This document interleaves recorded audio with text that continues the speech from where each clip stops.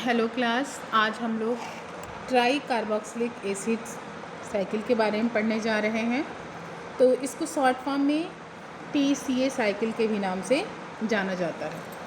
वैसे TCA cycle को हम सिट्रिक एसिड साइकिल या फिर हम क्रेब्स साइकिल के भी नाम से जानते हैं। ये बहुत सारे मेटाबॉलिज्म्स में बहुत इम्पॉर्टेंट रोल प्ले करता है। ये एक फाइनल पाथवे होता है। एक कैटाबॉलिज्म्स ऑफ कार्बोहाइड्रेट्स हो, अमाइनो एसिड्स हो, एसिलेट हो, फैटी एसिड्स हो या फिर कीटोन बॉडीज़ हो, जितने लोग एसिटिल को एंजाइम्स को जनरेट करते हैं उनका जो फाइनल स्टेप होता है वो होता है हमारा Krebs cycles. Krebs cycles basically जो है वो एसिटिल को एंजाइम्स ऑक्सीडाइज होके कार्बन डाइऑक्साइड्स को बनाता है और एनर्जी रिच NADH, FADH2 और GTP को प्रोड्यूस करता है।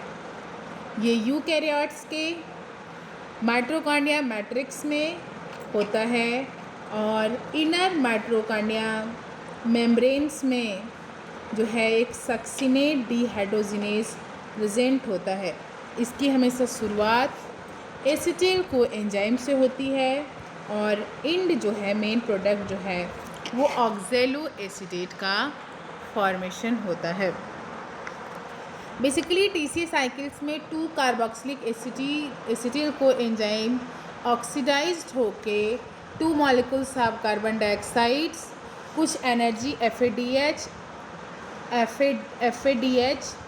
NADH, GTP का फॉर्मेशन करता है और TCA साइकिल जो है वो ओवर 280 जनरेट्स करती है फ्यूल्स ऑक्सीडेशन में। देखो that is the diagram of A TCA cycle. ये पूरा TCA साइकिल का जो है डायग्राम दिया हुआ है।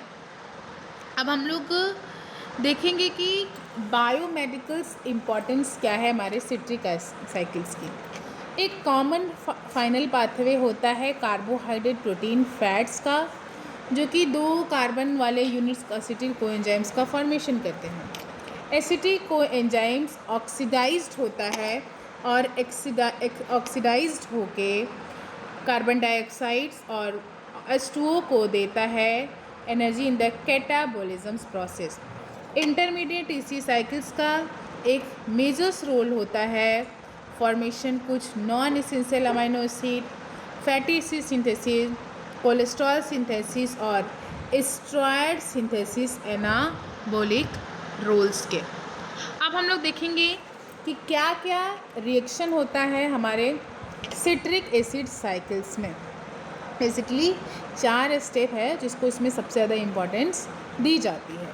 पहला है formation of citric acid from the acetyl coenzymes and oxalo acetates. पहला जो हमारा स्टेप्स है जिसमें जो है ऑक्सैलो एसिटेट और एसिटिल कोएंजाइम्स मिलके सिट्रेट का फॉर्मेशन करते हैं। ये एक इरिवर्सिबल रिएक्शन होती है। ये एक एक्सोजेनिक रिएक्शंस है जिसमें 7.8 किलो कैलोरीज जो है निकलता है, जिसमें एसिटिल ग्रुप का एसिटिल कोएंजाइम ऑक्सैलो एसिटेट के साथ ट्रांसफ़र होके कोई ऑक्सीडेशंस नहीं होता है, कोई डीकार्बोलाइजेशंस इसमें इन्वॉल्व होती है और 2 मॉलिक्यूल्स ऑफ वाटर्स रिक्वायर्ड होती है हाइड्रोलिसिस की। एक हाई एनर्जी बॉन्ड्स लिंकेज होती है और एसिटिल ग्रुप्स और कोएंजाइम जो है वो अलग होते हैं और यहाँ पे जो एनर्जी यूज्ड होती है वो सिट्रेट कंडेंसेशन होती है और यहाँ पे नो ATP रिक्वायरमेंट्स होती है। जो कोएंजाइम्स है वो रिलीज़ होके वो रीयूटिलाइज होके ऑक्सीडेटिव डीकार्बोलाइजेशंस ऑफ PA में पाथवे साइकिल्स में चली जाती है। दूसरे स्टेप्स में क्या होता है formation of cis aconitic acids and isocitric acid from the citric acid. इसमें क्या होता है सिट्रिक एसिड जो है वो क्या होती है, किसमें जाती है, सिट्रिक एसिड्स कन्वर्ट होती है आइसोसिट्रिक्स में। वहाँ पे एक एंजाइम्स है जिसका नाम है एकोनिटेज, और ये बेसिकली 2 स्टेप्स में होता है। एक स्टेप में सिस एकोनेटिक एसिड का फॉर्मेशन होता है फ्रॉम द सिट्रिक एसिड्स, जो कि एक असिमेट्रिकल डिहाइड्रेशंस है, और फिर फॉर्मेशन हो जाता है आइसोसिट्रिक एसिड की from the cis aconitic acid, और ये एक स्ट्रेटो स्पेसिफिक रिहाइड्रेशन होता है। इन दोनों प्रोसेस में कैटालाइज और सेम्स एंजाइम्स एकोनिटेज जो है वो यूज़ होती है। सिट्रिक एसिड्स, एकोनिटेज, सिस एकोनेटिक एसिड जो कि एक सिमेट्रिक है, और फिर एक एकोनिटेज आएगा और इसको आइसोसिट्रिक एसिड्स में कन्वर्ट कर देता है। यहाँ पे कुछ इन्हिबिटर भी होते हैं, जिसमें होता है हमारा फ्लोरोएसीटेट, एक ऐसा इन्हिबिटर है एकोनिटेज का जो कि फ्लोरोएसीटेट जो है वो फ्लोरोएसिटिल को एंजाइम्स का फॉर्मेशन करता है, और कंडेंसेंस होता है with the oxaloacetate from the fluorocitrate, जो कि एक इनहिबिट एंजाइम्स है जो कि एकोटिनेज और सिट्रेट्स के एक्यूमेटेशंस में हेल्प करता है। इसमें कोई एटीपीज का फॉर्मेशंस नहीं होती है। तीसरा, 6 कार्बन आइसोसिट्रिक एसिड्स कन्वर्ट्स होके 4 कार्बन सक्सिनिल को एंजाइम्स का फॉर्मेशन करेगा। आइसोसिट्रिक जाक अंडरगोज ऑक्सीडेशन, एक डीकार्बोलाइजेशंस के बाद अल्फ़ा ऑक्सोग्लूटरेट मतलब अल्फ़ा कीटोग्लूटरेट का फॉर्म करती है। अब ऑक्जेलोसैक्सिनेट और अल्फ़ा ऑक्सोग्लूटरेट से आइसोसिट्रिक एसिड्स का बनना। अब कोई पॉसिबिलिटीज़ नहीं है कि सेपरेशन हो सके। डीहाइड्रोजनेशन के बाद, डी कार्बोक्सिलिक एक्टिविटीज़ के बाद 2 रिएक्शन जो है होती है सिंगल एंजाइम से, जिसमें ऑक्जेलो एसीटेट जो है वो फ्री नहीं होता है, वो एक इंटरमीडिएट बॉन्ड्स का फॉर्मेशन करता है to the enzyme. Isocitric dehydrogenase से ऑक्जेलोसैक्सिनेट एसिड का फॉर्मेशन करता है, और आगे जाके अल्फ़ा ऑक्सोग्लूटरेट्स का फॉर्मेशन करता है। जो आइसोसिट्रिक डिहाइड्रोजिनेज एंजाइम्स है वो 3 टाइप्स डिस्क्राइब करती है। पहले में वो NADPS डिपेंडेंट है, जो कि बेसिकली हमारे साइटोसॉल में पाई जाती है। दूसरा NADS डिपेंडेंट जो कि माइटोकॉन्ड्रिया में, जो कि एक वाइडली एक्टिवेटेड डिस्ट्रीब्यूटेड होती है। NADS डिपेंडेंट जो कि माइटोकॉन्ड्रिया में से पाई जाती है, वो रिस्पिरेटरी चेन लिंक होती है ऑक्सीडेशंस आइसोसिट्रिक प्रोसेस से, जो कि कम्प्लीटली थ्रो होती है NADS से, जो डिपेंड्स होते हैं माइटोकॉन्ड्रिया से। दूसरा, oxidative decarboxylation of alpha glutarate to the succinyl coenzyme. इस रिएक्शंस में क्या होता है, एक एनालॉगस होती है ऑक्सीडेटिव डीकार्बोलाइजेशंस, जो कि पायरुविक एसिड टू एसिटिल को एंजाइम्स जो है वो अल्फ़ा कीटोग्लूटरेट डिहाइड्रोजिनेज कॉम्प्लेक्स का फॉर्मेशन करती है। ये एक को एंजाइम्स और को फैक्टर होती है, जो लिपोइक एसिड्स और को एंजाइम्स FAD, NAD और मैग्नीशियम्स रिएक्शंस के साथ मिलके PhD रिएक्शंस को कंप्लीट करके ये एक इरिवर्सिबल्स होता है। यहाँ पे भी एक इनहिबिटर होता है जिसको बोलते हैं आर्सेनाइड्स, जो कि इनहिबिटर रिएक्शन होता है जो कि अल्फ़ा ऑक्सिलोग्लूटरेट को एक्यूमुलेट्स करता है। एनर्जेटिक NADS प्रोड्यूस होती है रिस्पिरेटरी सेल से, 3 ATP का फॉर्मेशन होता है और 2 NAD से 6 ATP का फॉर्मेशन होता है। मतलब इसमें 3 + 6 मतलब 9 ATP का फॉर्मेशन होता है। तीसरे स्टेप्स में क्या होती है, सक्सिनिल को एंजाइम जो है वो सक्सिनेट्स में कन्वर्ट होती है। ये साइकिल चलती है, रिएक्शन होता है सक्सिनेट थियोकाइनेज, जिसको हम सक्सिनिल को एंजाइम सिंथेटेज के नाम से जानते हैं।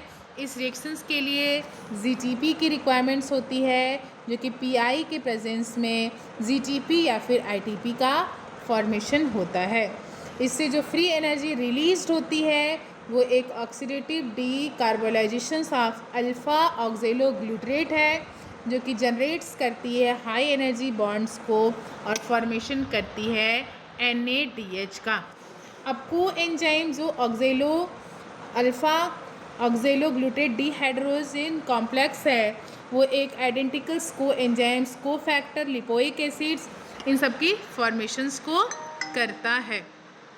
अब न्यूक्लियोसाइड डाइफॉस्फेट काइनेज ATP जो प्रोड्यूस करती है GTP और ITP को, और वो मिलके ATP और GTP का फॉर्मेशन करते हैं। ATP प्रोड्यूस होती है without the participation of electron transport chain, और इसी ये this is the only example of substance levels of phosphorylation in the TC।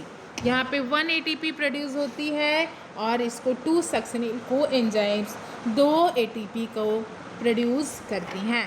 चौथे स्टेप्स में क्या होता है, इसमें जो हमारा oxalosuccinate acid to the fumaric acids का फॉर्मेशन होता है, डिहाइड्रोजिनेसिस रिएक्शंस होती है, और succinate dehydrogenase hydrogen acceptor FADH जो है यहाँ पे एक एंजाइम्स फेरी फ्लेबो प्रोटीन जिसका मॉलिकुलर वेट 2 लाख होता है, जो कि आयरन सल्फेरिंग है, 4 items of non heme ferrous और 1 अन्य FADH के पर मॉलिक्यूल्स पाई जाती है।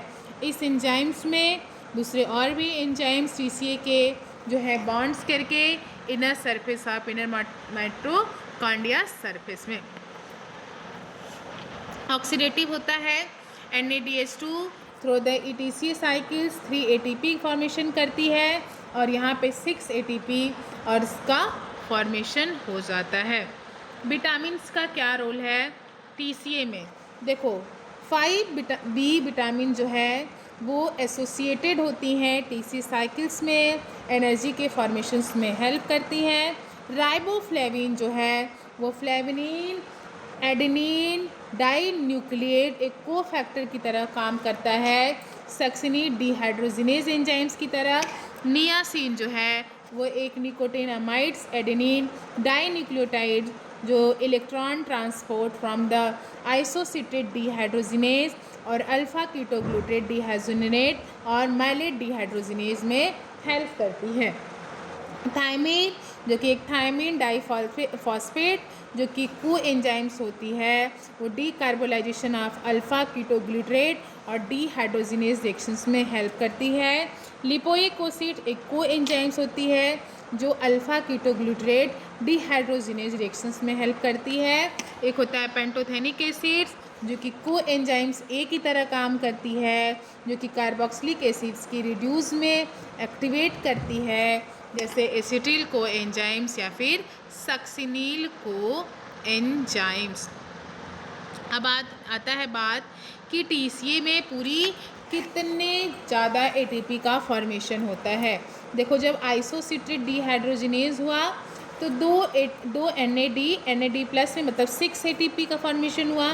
फिर जब अल्फा कीटोग्लूटेट डिहाइड्रोजिनेज कॉम्प्लेक्स हुआ तो 2 NADH 6 ATP का फॉर्मेशन किए। फिर सब्सटेंस लेवल फॉस्फोरिलाइजेशन हुआ, 2 GTP 2 ITP 2 ATP का फॉर्मेशन किए। और जब सक्सिनेट डिहाइड्रोजिनेज हुआ तो FADH में 4 ATP का फॉर्मेशन हुआ, और मैलेट डिहाइड्रोजिनेज हुई तो फिर 6 ATP का फॉर्मेशन हुआ। पूरा इसमें 30 + 8 38 ATP का फॉर्मेशन होता है, और पर मोल ऑफ ग्लाइकोजेंस में 39 ATP का फॉर्मेशन होता है, और पर मोल ऑफ ग्लूकोज से 2 ATP जो कि ओनली द एनएरोबिक ग्लाइकोलिसिस से फॉर्मेशंस होती है। मैं एक बार पूरा जो इमेज है उसको दिखा के उसके थ्रू आपको क्या कर रही हूँ इसको समझाएं। देखो सबसे पहले क्या होगा, सबसे पहले देखो जो हमारा यहाँ से पहले जब ग्लाइकोलाइसिस हुई तो ग्लाइकोलाइसिस में क्या बना, पायरुवेट बना था। अब पायरुवेट क्या हो जाएगा, इस पायरुवेट जो है इधर से फैटी एसिड्स आई, बीटा ऑक्सीडेशन हुआ और एसिटिल को एंजाइम्स में कन्वर्ट हो गई। अब ये एसिटिल को एंजाइम्स ऑक्जेलो एसिटेट के साथ मिलके, किसके साथ मिलके, ऑक्जेलो एसिटेट के साथ मिलके क्या किसने फॉर्मेशन की? इन्होंने क्या किया? ऑक्जेलो एसीटेट के साथ मिलके सिट्रेट का फॉर्मेशन किया। किसका फॉर्मेशन किया? सिट्रेट का फॉर्मेशन किया। यहाँ से को एंजाइम्स ए जो है वो निकल गई, सिट्रेट सिंथेसिस आया, एक वो 2 मॉलिक्यूल्स ऑफ वाटर्स आए और जो है हमारा ऑक्जेलो एसीटेट और पायरुवेट्स मिलके किसका फॉर्मेशन किए? सिट्रेट का फॉर्मेशन किए। अब ये इरिवर्सिबल होता है। एक बार जब सिट्रेट का फॉर्मेशन हो गया तो फिर वो बाद में रिवर्स नहीं होगा। तो सिट्रेट का ऑक्जेलो एसीटेट और एसीटिल को एंजाइम सिट्रेट का फॉर्मेशन किए, सिट्रेट सिंथेटेज आई, 4 कार्बन और 2 कार्बन मिलके 6 कार्बन का फॉर्मेशंस किए। अब सिट्रेट जो है वो आइसोसिट्रेट में क्या करेगी? कन्वर्ट होगी, लेकिन ये इतना आसान नहीं है।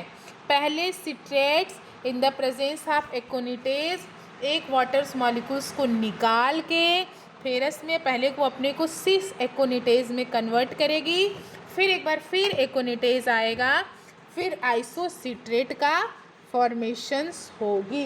कोई NADH कोई देखो 2 बार एकोटिनेज मिलके आइसोसिट्रेट का फॉर्मेशन करेगी। अब आइसोसिट्रेट से ऑक्जेलोसक्सिनेट का फॉर्मेशन होगा। यहाँ पे आइसोसिट्रेट डीहाइड्रोजिनेज NADH जो है यहाँ से रिलीज होगा, NADH प्लस का फॉर्मेशंस होगा। ऑक्जेलोसक्सिनेट्स आगे चल के अल्फ़ा कीटोग्लूट्रेट या फिर अल्फ़ा ऑक्सोग्लूट्रेट में कन्वर्ट्स होगी। यहाँ पे ट्रांस एमिनेशंस होगा, या तो हमारा जो है अल्फ़ा कीटोग्लूट्रेट ग्लूटामेट्स में कन्वर्ट होगा, या फिर ये आगे जाके किस में कन्वर्ट होगा? सक्सिनिल को एंजाइम्स में कन्वर्ट होगी। वहाँ पे एक एंजाइम्स होगी अल्फ़ा कीटोग्लूट्रेट डीहाइड्रोजिनेज कॉम्प्लेक्स, और जो वहाँ वाला को एंजाइम था एसिटिल को एंजाइम्स का, वो यहाँ पे जुड़ के सक्सिनिल को एंजाइम्स का फॉर्मेशन होगा। अब सक्सिनिल को एंजाइम्स सक्सिनेट का फॉर्मेशन करेगा, सक्सिनेट थियोकाइनेज होगी, एक जीटीपी से जीटीपी का फॉर्मेशन होगा, और यहाँ पे फिर एडीपी से एटीपी का फॉर्मेशन होगा। अब सक्सिनेट जो है सक्सिनेट डीहाइड्रोजिनेज की प्रेजेंस में फ्यूमरेट का फॉर्मेशंस करेगा, और फ्यूमरेट जो है यहाँ पे FAD से FADH2 का फॉर्मेशंस होगा, और फ्यूमरेज से फिर मैलेट का फॉर्मेशन होगा। अब मैलेट डीहाइड्रोजिनेज से ऑक्जेलो एसीटेट का फॉर्मेशन होगा। ये ऑक्जेलो एसीटेट आगे अगर ट्रांस एसिमिनेशन हुआ तो एस्पर्टेट का फॉर्मेशंस हुआ, और नहीं तो फिर पायरुवेट कार्बोलाइजेशन से फिर ये आगे चल के नेक्स्ट रिएक्शंस को कंप्लीट करेगा। देखो ये पूरा जो है हमारा डायग्राम है, सक्सिनिल को कैसे TCA साइकिल जो है वो कंप्लीट होती है।